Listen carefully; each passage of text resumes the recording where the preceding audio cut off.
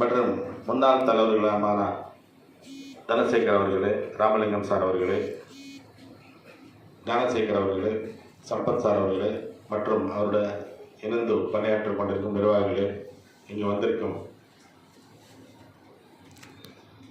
Industries owners, small scale industry owners மற்றும் இங்கே வந்திருக்க அனைவருக்கும் மற்றும் பத்திரிகை நண்பர்கள் மற்றும் இங்கே கழகத்தின் நண்பர்கள் இங்கெல்லாம் வந்திருக்கு மேடல் அமர்ந்திருக்க அனைவருக்கும் என் காலை வணக்கம் தெரிவித்துக் கொண்டு,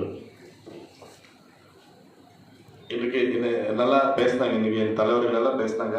நானும் முனிசிபல் சேர்மனில் இருக்கும்போது இருந்து நம்மளுக்கு Ramalingam sir, Sampath sir, Dhanasekar sir, Gnanasekar, இப்போ இருக்கிற வேலுமுருகன் சார் எல்லாம் நம்மளை அணுகிருக்கிறாங்க. நம்ம அரசு சார்பில் இந்த 10 வருஷமாக நம்ம கையில் என்ன முடியுமோ அது ப்ளஸ் நம்ம அமைச்சர்களோடு அவங்களை கூப்பிட்டு போய் நாங்கள் எல்லாம் அவங்களுக்கு என்னென்ன தேவையெல்லாம் செஞ்சு கொடுத்துருக்குது. அதே மாதிரி நம்ம இதுக்கு முன்னே இதில் இருக்கும்போது கூட நம்ம பாலகிருஷ்ணன் சார் அவரும் அப்படிதான் நிறைய இந்த சங்கத்தில் நிறைய வேலைகள் செய்திருக்கிறார். அதே மாதிரி நம்மளோட நரேந்திரன் சார் கூட இங்கே வந்திருக்கிறார். அவரோடு நம்ம சென்ட்ரல் கவர்மெண்ட்டில் எல்லாம் என்னென்ன திட்டங்கள் இருக்குது அவரும் நம்மளுக்கு அவர் பதவியில் இல்லைன்னா கூட அவரோட கட்சி சார்பில் நம்மளோட அந்த மேல் அதிகாரிகளை சொல்லி நம்மளுக்கு எல்லாம் ஏற்பாடு பண்ணி கொடுத்துருக்காங்க. இந்த மாதிரி நம்ம ஒசூர் வந்து நல்லா வறட்சி அண்ணா ஃபாஸ்ட் க்ரோயிங் சிட்டியில் நம்ம ஒசூர் பண்ணோம். அதை நம்ம கலெக்டர் சார் சொன்னாங்க, இங்கே நமக்கு வேர்ல்டில் நம்பர் 1 சிட்டி நம்ம பக்கத்தில் பெங்களூர் இருக்குது. அந்த வகையில் இந்த எல்லாருமே இங்கே இன்வெஸ்டர்ஸ் நிறைய பேர் வர்றாங்க. அந்த வகையில் நம்மளோட கவர்மெண்ட் கூட அம்மா இருக்கும்போது கூட உலக முதலீட்டாளர் மாநாடு நடத்துனாங்க. இப்போ அதே மாதிரி இப்போ நம்மளோட முதலமைச்சர் அண்ணன் அவர்களும் நம்மளோட தொழில்துறை அமைச்சர் அவர்களும் உலக முதலீட்டாளர் மாநாடு நடத்தி வரலாறு காணாத அளவுக்கு நம்ம இந்த இன்வெஸ்டர்ஸ் இது பண்ணி நிறைய அமௌண்ட் இங்கே இன்வெஸ்ட் பண்ணியிருக்கிறாங்க. இப்போ இருக்கிற ஓசூரில் இந்த நம்ம ஞானசேகர் சார் எல்லாம் சொன்னாங்க, இந்த ஏர்போர்ட்டு சமாச்சாரம் நம்ம அரசு வந்து கவர்மெண்ட் வந்து ரெடியாக இருக்குது, எல்லாம் பர்மிஷன் கொடுத்தாச்சு, அரசு சார்பில் கொடுத்தாச்சு. நம்மளுக்கு அங்கே இன்டர்நேஷ்னல் ஏர்போர்ட் அவங்க என்ஓசி கொடுக்கணும் அந்த உடான் திட்டத்துக்கு. அது வந்து முடியல, அதுக்காக தான் வெயிட் பண்ணிருக்கிறத தவிர நம்ம இந்த கவர்மெண்ட் சார்பில் இந்த ஏர்போர்ட் ரெடி ஓப்பன் பண்ணுறதுக்கு ஒன்றும் தடங்கள் இல்லை. அதே மாதிரி இங்கே தேவையான இன்ஃப்ராஸ்ட்ரக்சர்ஸ் எல்லாமே நம்ம ரோடு வசதியில் பண்ணியிருக்குது. அதே மாதிரி நான் சேர்மனாக இருக்கும்போது கூட நீங்கள் சிப்காட் எல்லாம் 30-40 வருஷமாக 12 இந்த ரோடுகள் எல்லாமே எல்லா ரோடுமே நம்ம அமைச்சரோட சொன்ன உடனே சுமார் 35 கோடியில் எல்லா ரோடும் போட்டு கொடுத்து இன்னைக்கு ஸ்ட்ரீட் லைட்ஸு அப்புறமா ட்ரைனேஜ் சிஸ்டம் எல்லாம் பண்ணி இன்னைக்கு இன்ஃப்ராஸ்ட்ரக்சர் எல்லாம் சிப்காட்டில் நீங்கள் பார்த்தீங்கன்னா நல்லா சூப்பர் ரோடெல்லாம் பார்த்துருப்பீங்க. நீங்கள் ஃபர்ஸ்ட் சிப்காட், செகண்ட் சிப்காட் எல்லாம் அதெல்லாம் அவரோட சொன்ன உடனே அந்த ரோடெல்லாம் போட்டு கொடுத்துட்டாங்க. அதே மாதிரி இன்னைக்கு இருக்கிற முதலமைச்சர் எல்லா ஹைவேஸ் ரோட்ஸு எல்லாமே, ஏன்னா தொழில் சாலைகளுக்கு முக்கியமாக வந்து ரோடு வசதி நல்லா இருக்கணும், இன்ஃப்ராஸ்ட்ரக்சர் நல்லா இருக்கணும்.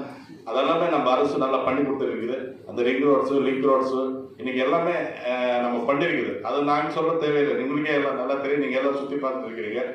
அந்த வகையில் இன்னைக்கு இருக்கிற அரசு வந்து நல்ல விதமாக இன்னைக்கு அம்மாவோட கனவு என்னன்னா விஷன் 2020 இந்த தமிழகம் வந்து இந்தியாவில் நம்பர் 1 இருக்கணும்ட்டு. அந்த வகையில் இன்னைக்கு இந்த 10 வருஷமா நம்ம அரசு வந்து அதே குறிக்கோளோட இன்னைக்கு வேலை செய்து கொண்டிருக்குது. அந்த வகையில் தான் இன்னைக்கு இந்தியாவே எல்லா துறையிலும் நம்ம நாட்டுடைய தொழில்துறை எல்லா துறையிலும் இன்னைக்கு அக்ரிகல்ச்சர், நம்மளுடைய இது சுகாதாரத்துறை, இன்னைக்கு இருக்கிற உள்ளாட்சித்துறை, எல்லா துறையிலும் ஹைவேஸ் எல்லா டிபார்ட்மெண்ட்ஸும் இன்னைக்கு பார்த்தீங்கன்னா நம்பர் 1 செயல்பட்டு கொண்டு இன்னைக்கு நம்பர் 1 தான் இருக்குது. அந்த வகையில் இன்னைக்கு இருக்கிற முதலமைச்சர் அண்ணன் எடப்பாடி அவர்களும் அம்மாவோட பாதையில் தான் இன்னைக்கு அம்மாவோட கனவு என்ன இருக்குது அந்த கனவு நினைவாக்குற வகையில் தான் இவரு செயல்பட்டு கொண்டிருக்கிறார். அந்த வகையில் டெவலப்மெண்ட்ஸ் எல்லாம் நல்லா போயிட்டு இருக்குது.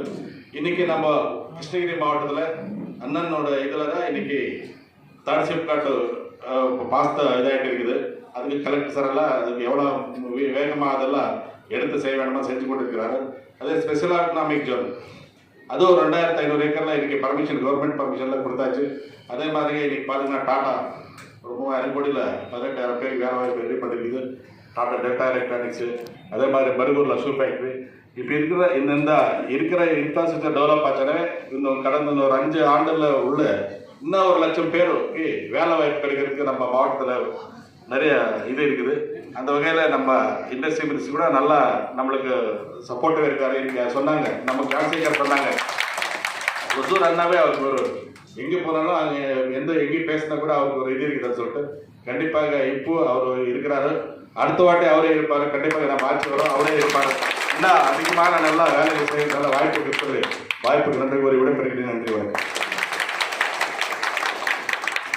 முன்னாள் அமைச்சர் அவர்களுக்கு